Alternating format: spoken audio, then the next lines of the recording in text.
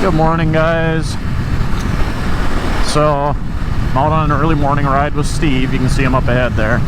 We're heading to breakfast and probably do a little more riding before it gets extremely hot. It's been at around 105 degrees every day here in Oklahoma for the last couple weeks, and there's no end in sight. So if you're gonna ride, you better get up at sunup and ride when you can. Anyway, as a lot of you know, I wrecked about, what's it been now, 3.5 months ago. Any of you that don't know, guy pulled out in front of me out of a driveway onto a 2-lane highway on a curve, right-hand curve. For me, it was kind of a blind curve, and he had a trailer and I had nowhere to go. So anyway, basically didn't get too banged up except for my left arm, and it's been banged up. So like I said, I've been posting very many videos because of just the whole process. I've had 2 surgeries on it, and it's usable now. Doctor gave me a release to be able to do whatever I want, as long, what did it say? Do whatever I want as long as it's tolerable, or something like that is what it said. So basically, I went into the doctor a couple days ago for my follow-up after the second surgery, and I've been doing physical therapy and stuff. And he walks into the room after taking x-rays and sits down and says, "So, tell me, have you been having any issues with your wrist?" And I said, "Well, there's a little bit of pain every now and then, and there's a little, when I'm stretching it and trying to get its rotation back, and there's, a little bit of clicking every now and then when I do get it stretched out, stuff like that." So anyway, I said maybe it was scar tissue or whatever, and he's like, "Well, this is what concerns me." Pulls up the x-ray. The bones in the wrist are supposed to basically almost be touching, and then along with the bones from the hand to the wrist, etc. And my bones are all too far apart. So long story short, he's 99% sure that whatever's in between your wrist and in your wrist, in between all these bones, it's supposed to hold them all together and stuff, has been torn, and it will take surgery to fix that if that's the case. So I've got an MRI scheduled. I got to go in for that. Once we get the results from that, I'll be seeing a hand doctor and more than likely getting another surgery. So, but anyway, at least I can use it, and as you can see, I'm out riding. And I don't know this road at all, so I'm just gonna kind of cruise along here. This is a new road I've never really been on. I think I've been on it once or twice, but I mean, never really ridden it all the time. So that's what's going on with my arm. And everyone, the saying goes, there's 2 kinds of bikers. Ones that have been down and ones that are going to go down.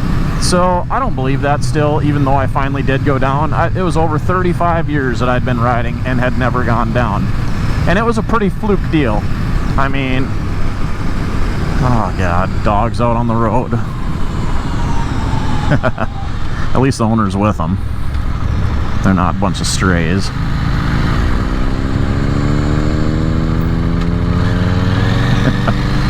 Anyway,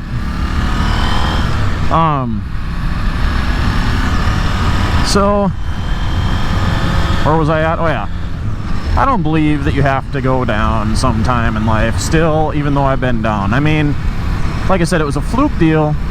There was nowhere for me to go, and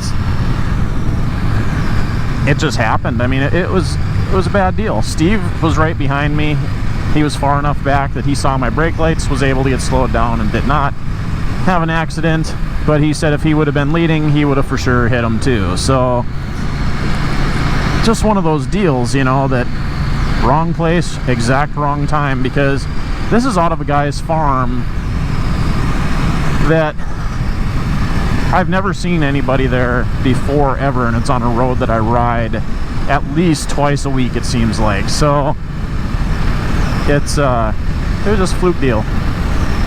So yeah, if you're a beginner rider, don't believe the hype that you're gonna go down someday. You don't have to go down. You can make sure and take the precautions and never have to go down.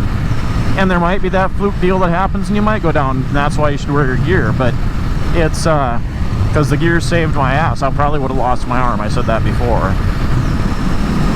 But like I said, it's not something you want to believe, because if you concede to the fact that you're going to go down, you're not going to try as hard to not go down when the situation arises. I mean, I got my bike slowed way down, and it could have been a lot worse.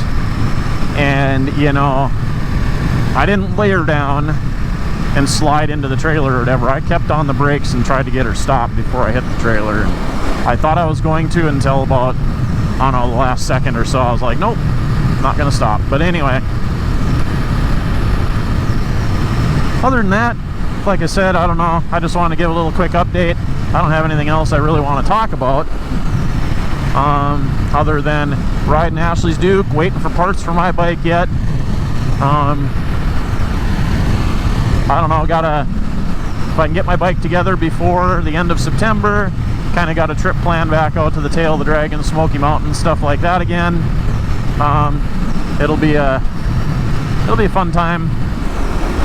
Like I said, you know, a lot of people ask me, oh, are you going to quit riding now? No. Why would I quit riding? If I was doing something stupid and I was out of control and I was a danger to myself every time I got on the bike, I'd probably consider quitting riding now that I went down, because, you know, it sucked.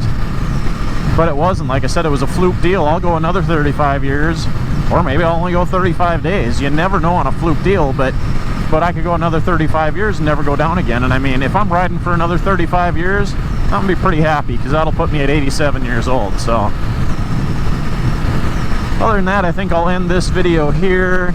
Steve and I are going to breakfast, like I said.